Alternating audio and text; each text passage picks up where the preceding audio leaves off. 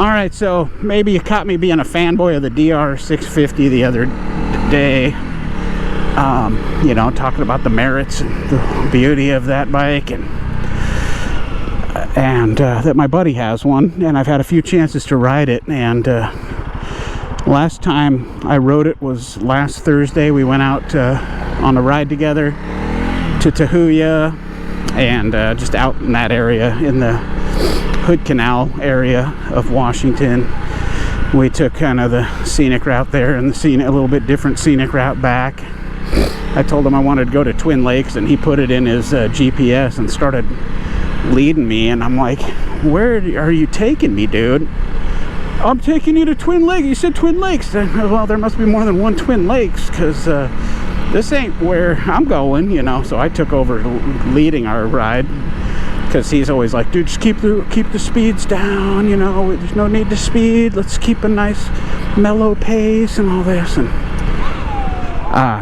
anyway, so I took over leading, and I kept a nice mellow pace and all that. And we went to Twin Lakes Trailhead, and a couple other places, and we got a chance to switch bikes on the gravel and do some little, you know, off-road hill climbs, and went into the Jeep trails, and, you know, did a few miles of Jeep trail and a little bit of double track. And he's happy. He has the same bike as me here on order, and I think after that road trip he canceled his order because he thought, this DR650 is as good of a bike as I need off-road.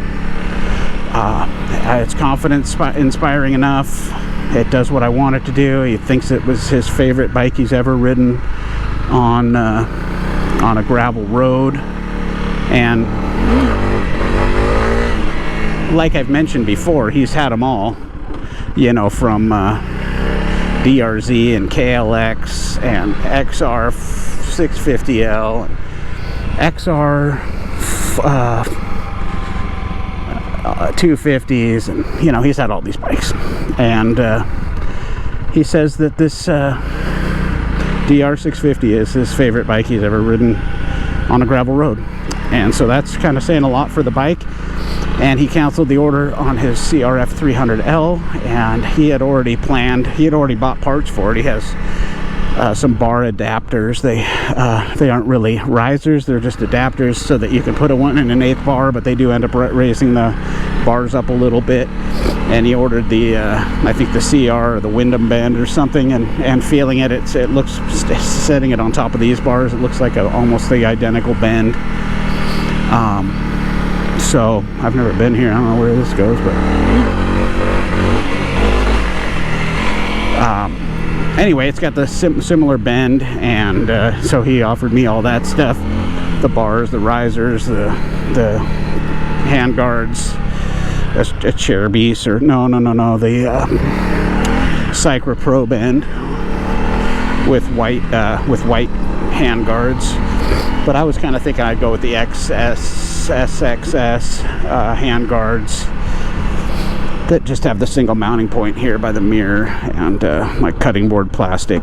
But anyway, so he was going to put the suspension on too, and I was going to get to try it, and now I'm not going to get to try it. So you know, my main fear, I don't know if it's fear, I'll be able to handle it, is if the seat becomes so high that I don't like, you know, that I lose some confidence in the slow speed maneuvering of the bike, which will just be, you know, tiptoeing it around if I have to turn around somewhere or whatever. But it won't be like slow speed handling of the bike, so I'll be up on the pegs, and there won't be a problem with the way that the bike rides, you know, as far as controlling it when I'm standing.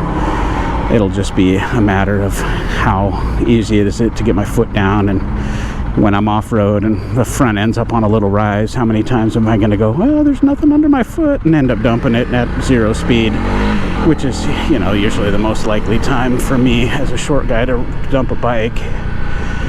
So I don't know, I'm a little bit torn. Do I do the suspension and hope I love it, Or do I leave it stock and know that it's good enough for most of my intended purposes and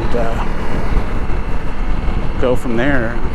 So yeah, but after I rode that DR650 too, you know, we were swap bikes on the gravel and rode it for a while. It's similar. I think it's similar to this. I wouldn't call it like a drastic difference in comfort or whatever. And I still think on his bike he could loosen up the clickers on compression a little bit and make it softer, and it would be there'd be a little less feedback through your hands and stuff.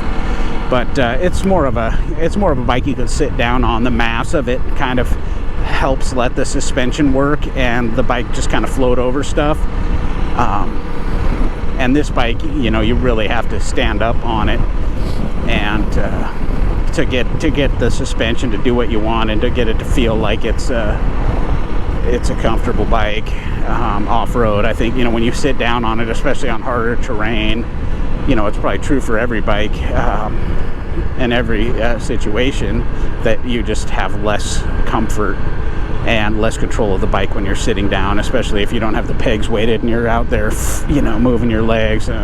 Whatever the bike does, it goes right through your back and into you know, you messing up your line or whatever. So stand up on those pegs. And if you have a CRF300L or 250L with the you know, Race Tech or Öhlins or something, or if you think that one of those two is better than the other one for some reason, it looks like the Race Tech you get some valving adjustment. The Öhlins, all you do is put in a really good rear shock and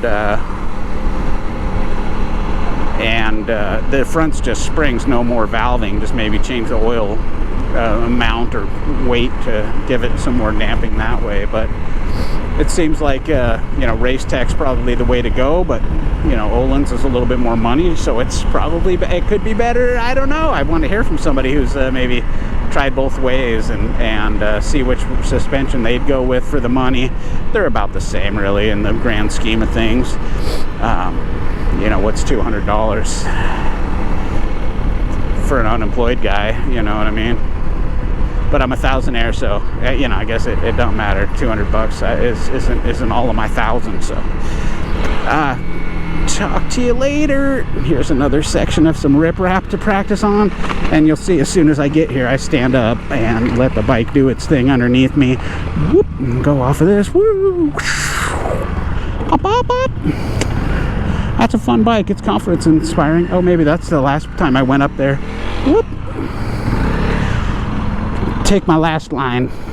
Anyway, I got some more topic ideas, and I think one of them is just going to be bicycling, as you know, bicycling for motorcycle skills. And did bicycling make me a better rider, or did riding motorcycles make me a better bicyclist? Anyway, something to think about. Till the next time.